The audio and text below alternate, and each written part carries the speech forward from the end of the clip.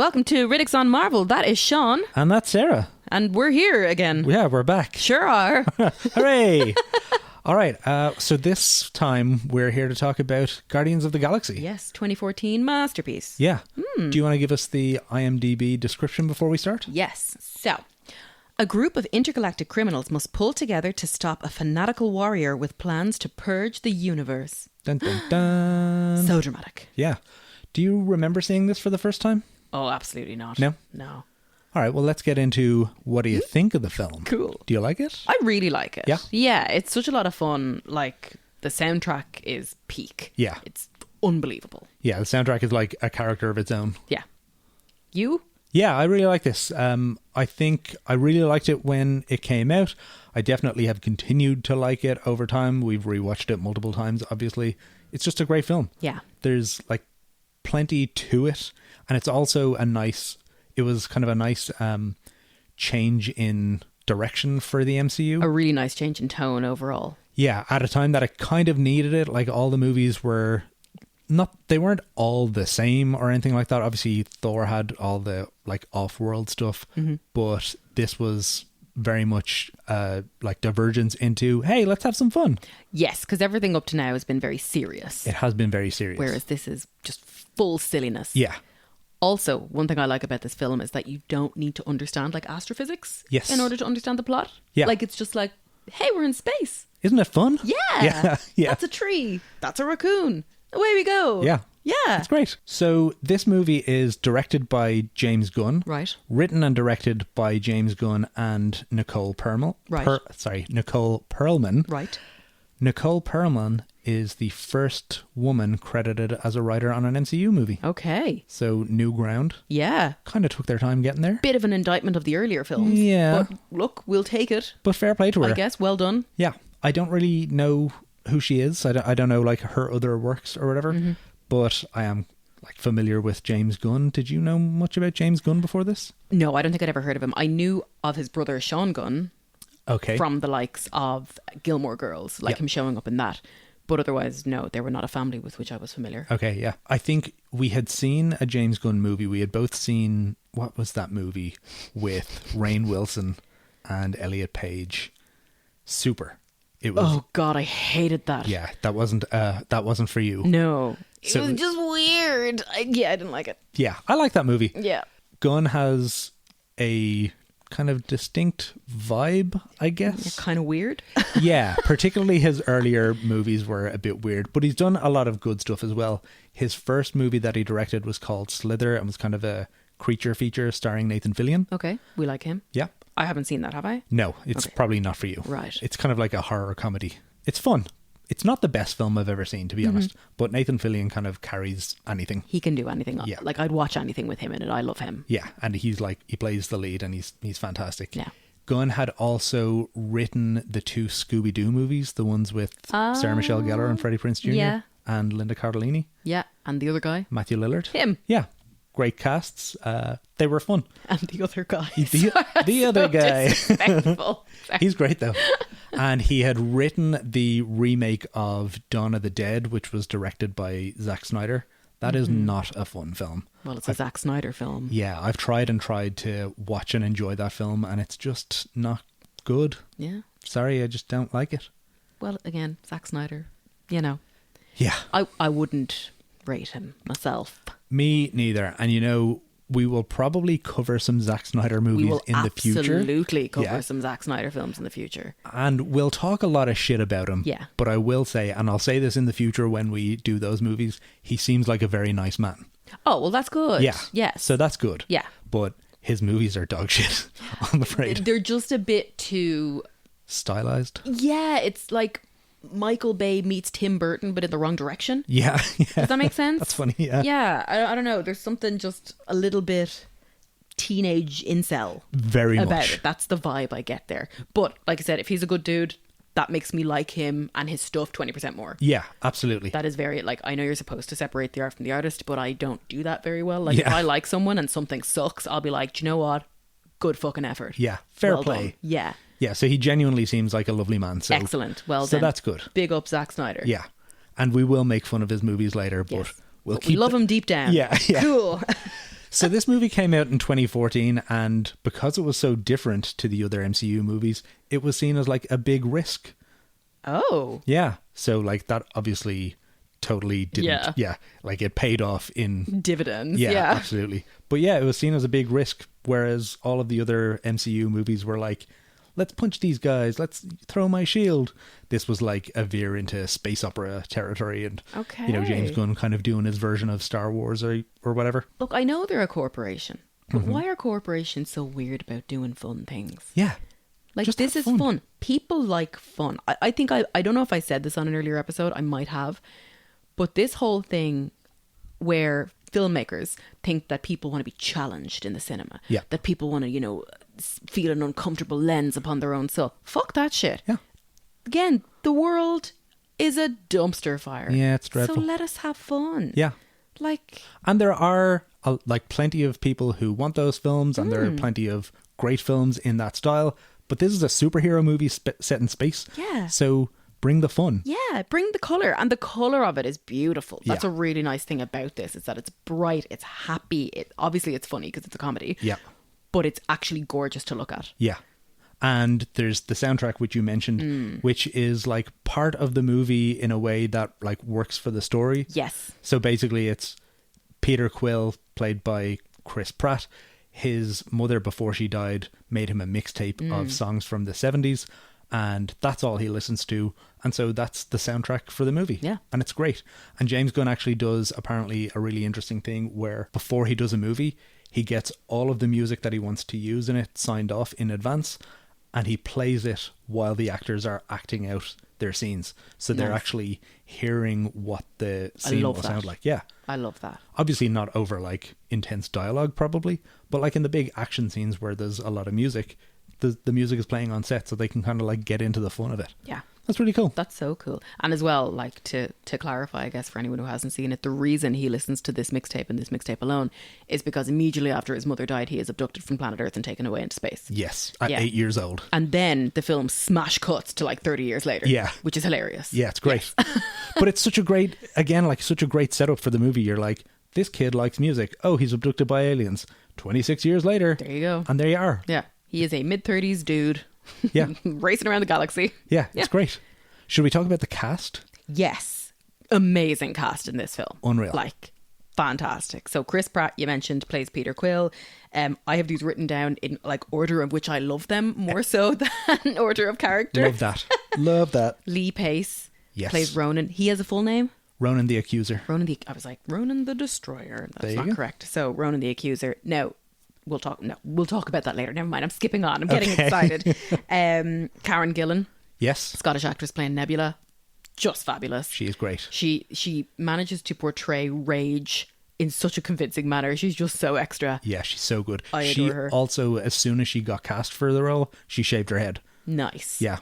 Just like, and she's got like beautiful, long, flowing red hair that is like a big part of the visual of Karen Gillan. Yeah. But she just like, she was really excited, shaved her head immediately. What a legend. Whack it right off. Yeah. No, she's fab. Dave Bautista plays Drax. Yep. The Drax. Destroyer? Yep. There we go. I knew there was a Destroyer in there somewhere. Well done. Tick these off my list. We have Michael Rooker. Yes. Who, I don't know what else he's been in. I know we see him in TV shows, but we usually see him in TV shows that Nathan Fillion is in because they are friends. Yes. So that's kind of all I know of him. Yes, so him and Nathan Fillion are friends, so he shows up anytime Nathan Fillion is doing a show. He's also really good friends with James Gunn, so anything that James Gunn does, there's a little part in there for Michael Rooker, which is very nice. Yeah. He was in The Walking Dead. Okay. He He kind of shows up in a lot of stuff. Yeah, and he's always great. Yeah, and he seems again like a really genuinely lovely guy. Yeah. Which is top notch. We have Jimon Hansu, Love him. who again we're a big fan of him in this household. Yeah. I'll watch anything he's in. He's so great. He shows up again everywhere. Like he's got a small character arc on Eeyore in the 90s. Oh my god, he does. Yeah. I always forget that's him. Yeah, he's so good. Mobilage. Mobilage, that's Fuck well yeah. done. Oh, That is some see, good I recall. can't get Ronan the Accuser, but Yeah. I can get Mobilage. So, oh, he's fabulous in that. Honorable mention to a couple of smaller bits. So Peter Serafinovich plays Denarian Saul, Yeah. who I know best as the shipping forecast guy on Black Books. Okay. Yeah. That is what I know him most from. He's great. But he's I just love him. I think I know him best from Alan Partridge. From the garage. Yeah, he plays Tex, who they call Tex because he likes American stuff, which is really funny. Before you get into your other smaller characters, rounding out the Guardians team is Zoe Saldana as Gamora. Yeah, Vin Diesel as Groot. Yes. And Bradley Cooper as Rocket Raccoon. Crazy voice characters. Oh, so good. A really cool thing about Vin Diesel as Groot is that in every language that the film was done in, Vin Diesel did the voice. Now, he only had 3 words to say. Je serai Groot. Yeah. Groot is dumb. Yeah. But that's really cool. Like, no matter what language you're watching the movie in, it's the one guy that playing Groot. So that's cool. That is I know, like, not a huge heavy lift. I am Groot in several languages. But still, it's nice that he made the effort because he didn't have to. He could have just gone, all right, get the translators in. I am out of here. Yeah, exactly. Especially because, like, how much did he get paid for those 3 words? Yeah. Like, I presume, I mean, enough to bring him back for a few more films. Yeah. Well, like, I mean, SAG minimums. Yeah. You know, so again, he's doing fine. He's making his money. That's a pretty good role to have that you never have to appear on screen as yourself and your dialogue is 3 words. Yeah. We are Groot at the very end. I don't like that, but we'll, But, you know, we'll let him away with it. Yeah, but fair play to him. Dream job. I would do that job in a heartbeat. Absolute dream job. 100%. Who else have you got written down for your smaller characters? Glenn Close is there. Yes, she is the Nova Prime. Yeah. She's basically the head cop on Xandar. Yeah. She's fine. Yeah. She's fine. Sean Gunn obviously shows up as Michael Rooker's, as Yondu's right hand. Yeah. But also is the onset rocket. Yes. Which is cool. Yeah. So when they're actually shooting, he was the onset stand-in for Rocket, which meant he had to crouch over a lot. In his little green morph suit. Yeah. Adorbs. And then 2 other little ones. So Sharif Atkins from Eeyore, speaking of. Yes. Who was Michael Dr. Gallant. Yes, in Eeyore. And then a shout out to our fellow countryman Emmett J. Scanlon, who is the head riot guard in the prison scene. Yes. So he, like, I was looking at his IMDb, he's working. Oh, really? Yeah, he's 81 credits up there. Now, a lot of them are like small movies, independent ones, unrated ones. But like, he was in Peaky Blinders, he was in Dairy Girls, he's in the new Lisa McGee series that's coming out, the creator of Dairy Girls. Okay. And he was in Kin as well with Charlie Cox. Okay. So like, he's working, but it was so nice. I do remember seeing this in the cinema and being like, why is there a big Dublin accent in the middle of this film? I'm so happy. Yeah. It was wonderful. Like, and it's just him counting down, going, #1. Yeah. It's so like, good. fuck yeah. Yeah. Oh, yeah, deadly. Really so, like yeah, that. just shout out to our fellow countrymen for starring there. Great stuff. Yeah. Also introduced in this movie is Josh Brolin as Thanos. Oh, yeah. Which is great. So we had seen Thanos in the post-credit scene of the Avengers, but he actually has a part to play in this movie. A small enough part, but yeah, played by Josh Brolin. Yeah. Who Nice. I love. You like Josh Brolin? He doesn't really, he's one of those ones who, if I was walking down the street, I probably wouldn't notice him. Okay. He, to me, is one of the, I have a sort of a cabal of them where it's like Christian Slater, Ethan Hawke, couldn't pick them out of a lineup. Yeah. And Josh Brolin kind of rolls in there a little bit. Like, I might know him, but I just kind of nothing. Interesting. Yeah. I know you did like him in Weapons, which we saw recently. Oh, he was great in that. See, I didn't remember that was him. Well, there you go. I just have a blank spot. What would you think he is like politically? Oh, I would hope he's like left as they come. So I listened to a podcast interview with him recently, and he is the coolest dude ever. Oh, yay. He is very much left wing from what Love I that. could tell. He is very into equality for everyone, basically. Yeah, allyship. Yeah, he is very against toxic masculinity. Love that. Which is really great for someone who is so manly. He is like the manliest guy ever. And yeah, so he seems like a really cool, really nice, down-to-earth guy. Nice. As a total aside, Nick Offerman is also like that. Yes. Nick Offerman is fucking deadly. He is the coolest. I love him. Again, a very like man's man type of a guy, but he is 100% a right-on dude. Yeah, and he's like, I took ballet in theatre school. I will cry at anything I love. I cry all the time. And it's a measure of masculinity. It's not a detractor from it. Yeah, he's just whopper. So yeah, will we get into the plot of the movie? Yes. Okay. I mean, there's not a huge amount of plot to the movie. No. It's nice and straightforward, which I like. So basically, there's this orb, and the first half of the movie is basically everyone wants the orb. Perfect. Yeah. So it starts with Peter Quill stealing the orb from the planet Morag, and then there's a fight scene with Jimon Honshu. Yeah. And then he tries to sell the orb on Xandar, which is where he meets Gamora and Rocket and Groot. And we have another fight scene. Big fight scene. They all bash each other. It's kind of a fun fight scene. But then they all get arrested by, what's that guy's name? John C. Reilly. John C. Reilly. Yes, I forgot to mention him. Another great little actor that shows up. It's such a good cast. Yeah. Like, it's such a wide-ranging cast, but they're all really solid. Yeah. So then they get arrested. They get sent to this prison planet called the Kiln. With a Y. With a Y. Yeah. Where they meet Drax the Destroyer. Drax's family had been murdered by Ronan the Accuser, so he wants revenge. And they basically all team up to escape the prison and go and sell the orb because Gamora has a buyer lined up who's going to pay like 4 billion credits for it. Yes. So they go to the planet Nowhere. With a K. With a K. I'm the copywriter of this episode.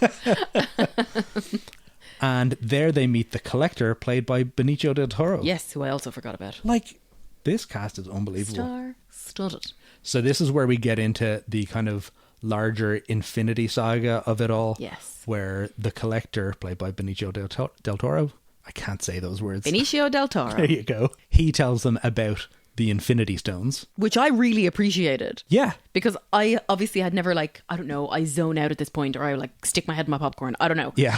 But I was like, oh, he does explain this very well. Yeah. It was like all the energy that created the universe or something, and then they hardened into 6 Infinity Stones. Done. Fucking deadly. Yeah. It was a very succinct explanation. Yeah, it's a nice, like, okay, here's 30 seconds that will benefit you for the next 15 movies. Yes. Which is great. And I think that's something that the studio was like, yo, James Gunn, any chance you could just explain the Infinity Stones there? Toss it in there. So he just like scribbled that down and away you go. Yeah. But yeah, so the orb that everyone has been looking after that they want to sell to him contains the Power Stone. Ah, lovely. Which is purple, and when somebody touches it, it blows up, basically. P for purple, P for power. There you go. That's how they remembered it. Okay. So then basically we find out that Ronan wants the Power Stone so that he can destroy Xandar because he's real salty about Xandar. He just hates Xandar. Yeah, he's just a little bitch. Yeah. Yeah. That leads everyone to go to Xandar and fight Ronan to try stop him. Yeah. And that's kind of what they do. Yeah. So it's this band of misfits who unite into like a little family. Yeah. They become the Guardians of the Galaxy. And towards the end, poor El Groot, their ship is plummeting to the ground on Xandar, and Groot saves them all by, I don't know, extending all of his branches. He's a tree monster. Tree magic. Yeah, he extends all of his branches around them, and that saves them somehow. Yeah. Couldn't grow his arm back when it was chopped off earlier. Yeah. Just had to wait. But now he's like, okay. And becomes a big tree circle. Yeah. So Groot can only say, I am Groot. Yes. That's all he says, but Rocket understands what he's saying because he knows him so well. So while Groot says, I am Groot, he could be saying, hey, you want to go to the cinema? Or... So Rocket understands him. Anyway, in the end, Rocket says, why are you doing this? You'll die. And he says, we are Groot. And then he dies, but the rest of them survive. He dies by smashing into the ground. Yeah. Yeah. They don't show that. Yeah. But, you see the twigs afterwards. Yep. It's pretty bleak. And then this is a moment that I don't love in the film. Okay. Where they've smashed into the planet and Ronan has taken the Power Stone from them, and all he needs to do is hit the Power Stone to the Earth and Xandar will be destroyed. And then Quill distracts him by dancing at him. And Ronan is like, what are you doing? And he's like, oh, I'm just distracting you. And then they shoot him with a big gun. They steal the Power Stone and they destroy him. I don't love the dance off. That's fair. What do you think of the dance off? I am whimsical. Yeah. So I appreciate a dance off. Yeah, okay. And in fairness, like it leans into everything he's been talking about throughout the film because he's always talking about Footloose and Kevin Bacon. That's true. So it's a hark back. It's not like he's just being a dumbass. That's very true, actually. Yeah. I never really considered that. Yeah, it leads up to it the whole way. Yeah, he's totally being a dumbass, but in a way that he's like he's constantly, you're right, he's told them about like how Kevin Bacon saved the town by Earth's dancing. mightiest hero, yes. Yeah. Yeah. Oh, that's clever. Yeah. That brings a different light to it that I hadn't considered. That's nice, because you've seen this film many times. I've seen this film to death. And you're sitting there going, what the fuck does he keep talking about Footloose for? It's just stupid. Now he's dancing like a tick. Okay, good point. Very good point. So I don't mind that. I also do like that Gamora refused to dance, especially because Zoe Saldana is A ballerina. Yeah, was like a pro ballerina or something. Yeah. She's great. I think she's really fantastic. She's excellent. Yeah. I also love her hair in this. Yes. I would love that hair. Yeah, it's phenomenal. Yeah. She also, I think most recently I saw her in the TV show Lioness. Okay. Which is not for you, I don't think.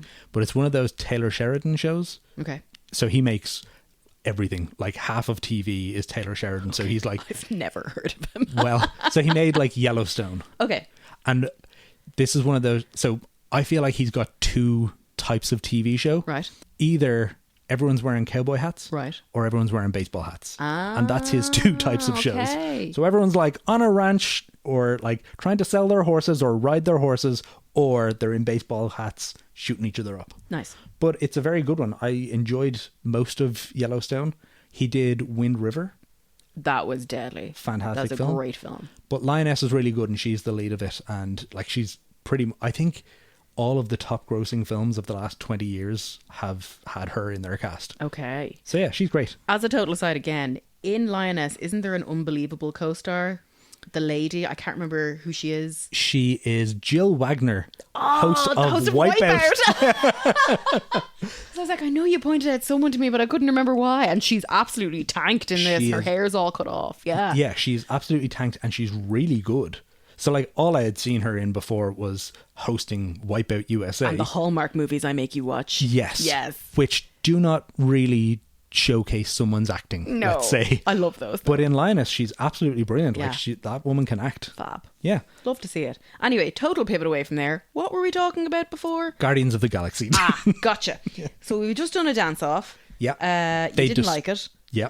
They kill Ronan. Yeah. And they win. And they basically decide then, all right, we're going to stick together as a team.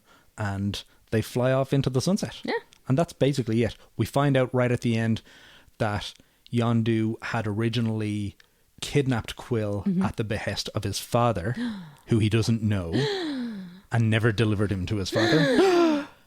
And then the last thing that happens in the movie is that a piece of Groot that Rocket had saved, he plants in a pot, and a new Groot is growing from it. Yeah. AKA Baby Groot. Yeah. So yeah, that's the movie. Fantastic. Yeah, it's really good. Yeah. Will we go into your favourite and least favourite bits? Yeah. Let's go least favourite first. So my least favourite is really just that I think Lee Pace is underused. That is very fair. I adore Lee Pace. He's great. So obviously we're big Pushing Daisies fans. Yep. He does show up. I loved him in Twilight. I was just about to say, he does show up later in Twilight. He shows up in the later films towards the end of them. Yeah. So you haven't seen him in Twilight yet. No, I think I've just been walking through the room while you're watching a Twilight movie and be like, is that fucking Lee Pace? And he's got real like gangly hair. Yeah. And he's like, I don't know, he's real like emo or something. Yeah. Yeah. I think he originally auditioned for Star-Lord in this movie, which I think he wouldn't be right for. I think that's a good call. Yeah. But I'm glad he was in it. I think he should be in everything. Yes. And I don't think there's any role he can't play. He does great with what he's given. So he's got like a really imposing voice and a really imposing presence. And he like mouths off to Thanos. And actually that's a great scene where he mouths off to Thanos. He's got the Power Stone now, so he's feeling ballsy. And he's like, I'm going to bathe the starways in your blood. Or he says something like that to Thanos. And as he's cutting the video feed, Thanos is just laughing at him. Oh, and it's like so harsh. Yeah, but like Ronan is so imposing, but it really shows like how powerful Thanos is, that he's like, you do not scare me, child. Yeah, but I think the character is just a little bit underdeveloped. Yeah, you kind of don't really see why he's so pissed about Xandar. Like, what is problem? Like, it may be explained, and I just wasn't listening. No, he's just an extremist. That's all they say. Like, he's an extremist, and he's pissed off about the peace accord with Xandar or whatever. Okay. But yeah, he does a great job with what he's given, but it is definitely a consistent gripe that people have with this movie. Okay. That the Guardians are great, the soundtrack is great, the movie looks great. Ronan is underdeveloped. Yeah, you kind of didn't really need him there. He's really just a proxy for Thanos, I guess. So you could have just had Thanos there. You kind of need someone a bit less powerful than Thanos so you can build him up later. But yeah, he doesn't have enough to do. He's just like a strong dude who's evil. Yeah, it's just like that blue guy. Nah. Yeah. Yeah. So I just think that's a shame more than anything. Agreed. Because again, Lee Pace is perfect. Yeah. Tall, gangly man. Yeah. Let him work. He's like really tall, isn't he? Yeah, he's like 6'4", 6'5". Yeah. As is Peter Serafinovich. Really? Yeah. Good old Tex. Not quite as majestic. I think, so I was going to say for my worst part, I was going to say the dance-off, but you've kind of swayed me around a little bit to that. So I'm going to say that my least favourite bit now is We Are Groot. Okay, cool. Which I know a lot of people love. All he can say throughout the whole movie is, I am Groot, but in the end, they become a family, and he says, we are Groot. It's just a little bit schmaltzy for me. Yeah. And I am a purist, and I think he shouldn't say anything except I am Groot. Yeah. So, yeah, that's a bit of a nitpick, I guess, but that's going to be my least favourite. Okay. I like a bit of schmaltz, so I don't mind it. Yeah, fair. And also, I'm not a purist. I don't care about the comics. Yeah, I like a bit of schmaltz too, except if it breaks the comics canon, because I'm a nerd. No, that's okay, because my thing is like, do you know, they read that line, shit, and therefore it ruined the whole fucking film for me. So you're allowed, have your bit. Good. Yeah. What about your favourite bit or the best bit of the movie? So I mean, the whole soundtrack. Yeah.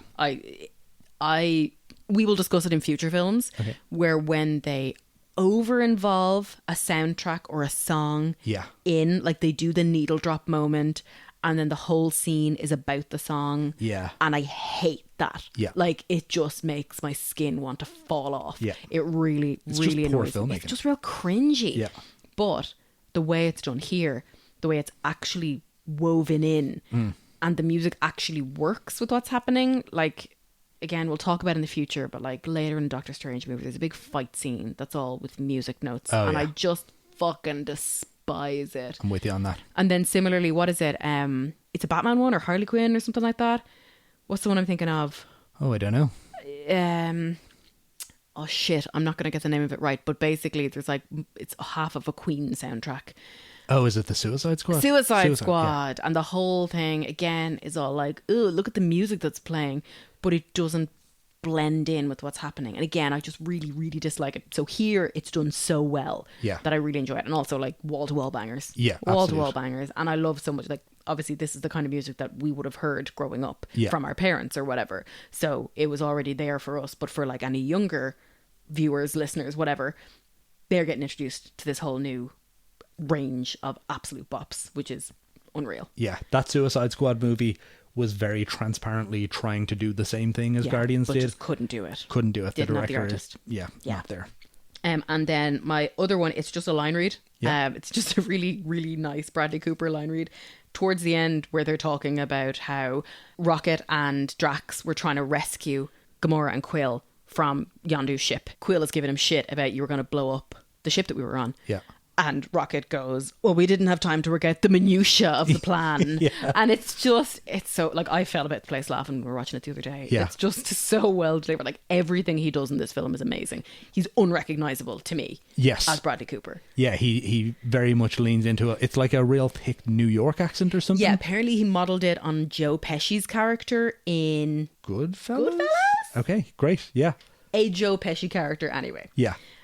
So yeah, that's where he got it from. But yeah, it's just... Yeah, he's fantastic. And I wouldn't usually be a big fan of Bradley Cooper, to be honest. Yeah. But his performance as Rocket through several movies is fantastic. Spot on. Excellent. Apparently they consider Adam Sandler for Rocket, but also one of our faves, H. Sean Benjamin. Oh, wow. Was in the running. So H. Sean Benjamin, for anyone who doesn't know, is like the voice of Bob's Burgers. He's the voice of Bob.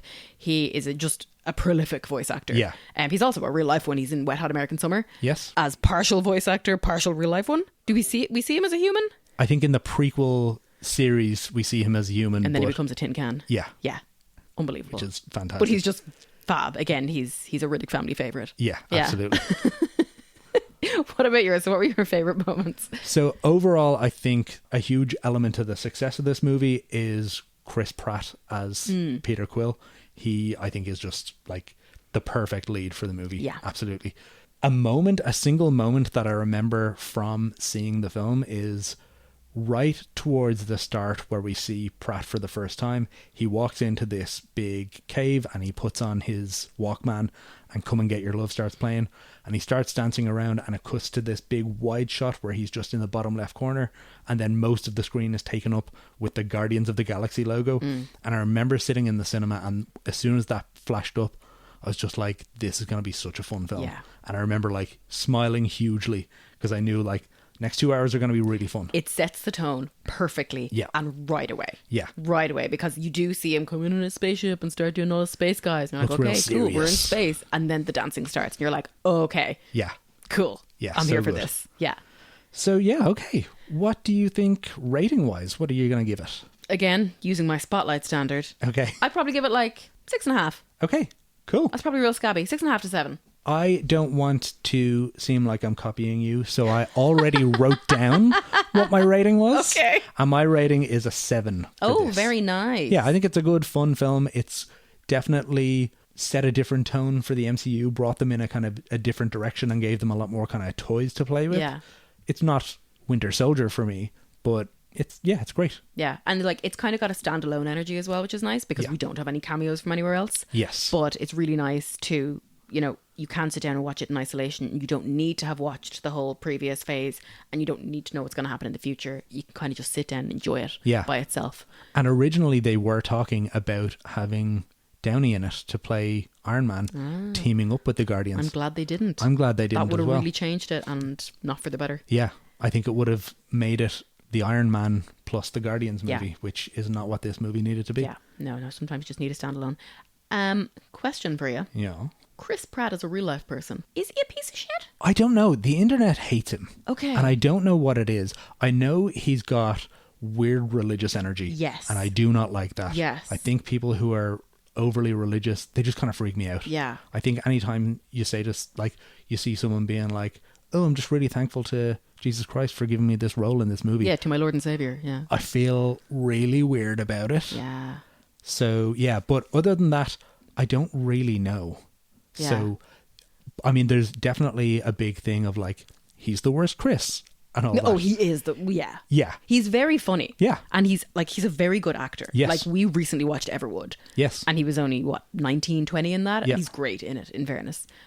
What else? Parks and Rec Parks and Rec is is his brilliant. main other one after that. Yeah. And then into films. Yeah. And like, he's done some pretty terrible films. Yeah. He's done some fun films. He did The Tomorrow War on Amazon Prime, which was fun. Oh, did we watch that? We did. It was a load of fun. I'm not going to say it's a good film, but it was a load of fun. And we saw that movie recently. Oh, yes, with Rebecca Ferguson. The Yes. AI. This AI is going to judge you. Yes. I had the time of my life watching that That film. was one of the dumber films it I've was ever shite. seen. I loved but it. it was great. I had a great time. Like, I'd consider buying the Blu-ray. It was so bad. Yeah. Yeah. No, I genuinely enjoyed that. It was awful. Yeah. But to get back to your point, I believe, like, I don't know if he's a piece of shit. Yeah. I am concerned. I suspect he might be. Yeah. But knows well enough not to be vocal about it. Yeah. Because I obviously was reading his Wikipedia page. Obviously, he was married to Anna Faris. Yep. Their son is quite seriously disabled, I Okay. believe. They're divorced now, and he has married A a Schwarzenegger? Schwarzenegger. Yeah, so his mother-in-law is Maria Shriver, so kind of into the Kennedys sort of world. Okay. And they have 3 kids in his second marriage. Yeah. And I don't know, I know he was criticized recently because it was Mother's Day. And he was like, he put on Insta like, oh, thanks so much to my wife, Catherine, for giving me all these beautiful children. I was like, what about your other child? So I know he got a bit of shit about that. Yeah. It, maybe unwarranted. And then there's also a quote from him on his Wikipedia when he was asked between Kamala Harris and Donald Trump. And he was like, oh no, I don't believe we should be divided politically. I was like, okay, so you're right wing. Oh, no, I don't like that. Straight away. It's like, because, okay, so one of them is, not anti-human rights. Yeah. And one of them Is the biggest piece of shit that's on ever Earth. been on the planet. Yeah. So, like, it's not really difficult to go, well, this one's really bad. Yeah. And this one is probably less bad. Now, Yeah. I'm not getting into the whole, I don't live there. It's not my problem. Yeah. But I think most American politicians are probably bad, capitalist hellhole. Yeah. Kind of. Yeah. If you're doing that well, something's got to be wrong with you. Yeah. So. But there is definitely, there's bad and there's pure evil. Yes. And I know which one I'd vote for. Yes. So if you can't differentiate between bad and pure evil, Maybe I you feel are a like piece you're of shit. Exactly. Yeah. So maybe Chris is a prat. Yeah. Oh, very good. I'm so sorry. But I just wasn't sure. I wasn't sure if you had any more information about it that I didn't know about. No, I don't. But I definitely don't feel great about him as a person. Yeah. I'm not like looking at him like I look at Josh Brolin. Yeah. Who I love. Who we love. Okay. What about IMDb? What do they say the rating is? So, 8.0 out of 10. Okay. Very generous. Yeah. Okay. Yeah. So the general consensus is a little more Yeah. nice to Guardians than Very we are. positive compared to its predecessors as well. Okay. Very good. Top notch. Great. Do we have anything else on Guardians of the Galaxy? Nothing in my brain. Okay, so join us later in the week where our next episode we are doing Shark Week. Yes, we are doing a double header of Thrash and The Meg. 2 absolutely terrible shark movies which are available for streaming. So if you haven't seen Thrash, which is on Netflix, or The Meg, which is on Now TV's where we watched it. Cool. If you haven't seen either of them yet, give them a watch before you listen to the show. We hadn't seen either of them, and we were probably the better for it. Yeah, we will never get that time back. Ever. But you know what? Got to do a podcast about it. So join us later in the week. Yes, indeed. Riddix out. Thanks for listening to this episode. You can find us on Instagram at Riddix_on, or drop us an email at riddixonpodcast@gmail.com. Feel free to leave us a review wherever you're listening and share with a friend. See you next time.